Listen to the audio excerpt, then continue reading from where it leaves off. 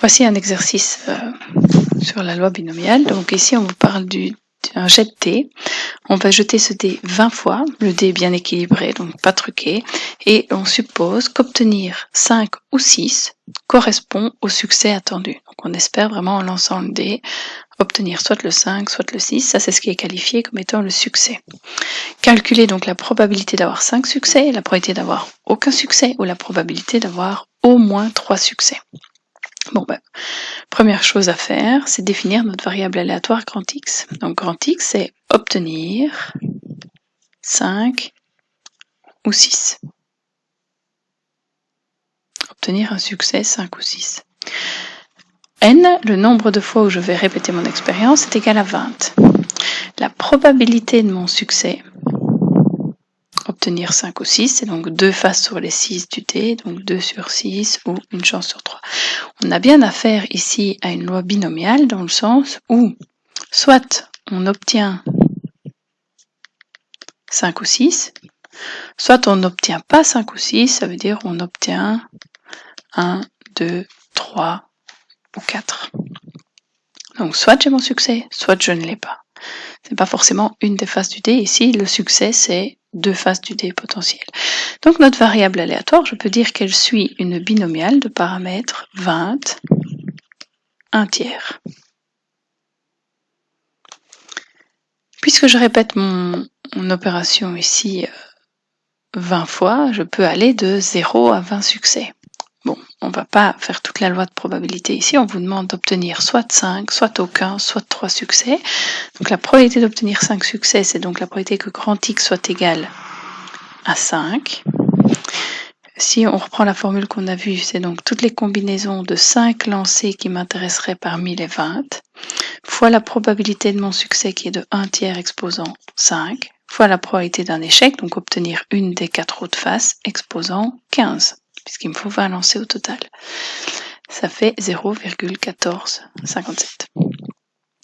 La probabilité d'obtenir aucun succès, c'est donc la probabilité que grand X soit égal à 0, donc je veux combiner 0 succès parmi les 20, pas vraiment de place à prendre là-dedans, fois 1 tiers exposant 0, fois 2 tiers exposant 20. Donc la probabilité de ne jamais obtenir 5 ou 6 sur 20 lancés, cette probabilité est de 0,0003, soit de l'ordre de 0,03%. Autrement dit, c'est quasiment impossible en lançant 20 fois le dé de ne jamais obtenir le 5 ou le 6. Alors que obtenir à 5 reprises soit le 5 soit le 6, j'avoisinais les 14,57%. Attention que c'est bien ici le x égale 5, c'est obtenir 5 succès. Donc c'est obtenir 5 fois soit le 5 soit le 6. Sur les 20 lancés, 14% de réussite. Et enfin, la dernière question, c'est la probabilité d'obtenir au moins 3 fois le 5 ou le 6. Alors là, les calculs peuvent très vite devenir longs parce que obtenir au moins 3 fois 5 ou 6, ça veut dire que je peux obtenir 3 fois 5 ou 6, ou 4 ou 5, ou 6 fois le 5 ou le 6, jusqu'à 20 fois le 5 ou le 6. Bon, ce qui est sans doute très peu probable aussi, avoir que des 5 ou des 6, mais bon, je dois le prendre en compte. Et donc, pour calculer ce genre de choses, on va devoir faire appel à tout ce qu'on a vu dans les chapitres précédents, c'est-à-dire que si je dois prendre au moins 3 succès sur 20 lancés, ça me fait potentiellement de l'ordre de 16-17 calculs, ce qui est relativement long. Donc je vais travailler avec le contraire. Et le contraire de plus que 3, donc plus grand ou égal à 3, c'est d'être strictement inférieur à 3. Soit j'en ai 3 ou plus, ou au contraire, j'en ai moins que 3.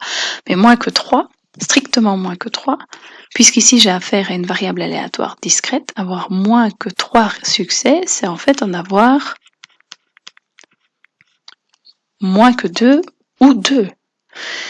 Et donc, en termes de calcul, je vais avoir beaucoup moins à faire, puisque moins que 2 succès, 2 compris, c'est soit en avoir 0, soit 1, soit 2. Et donc, le calcul à réaliser, c'est 1 moins, entre parenthèses, la probabilité d'en avoir 0, ou donc plus la probabilité d'en avoir 1, ou la probabilité d'en avoir 2.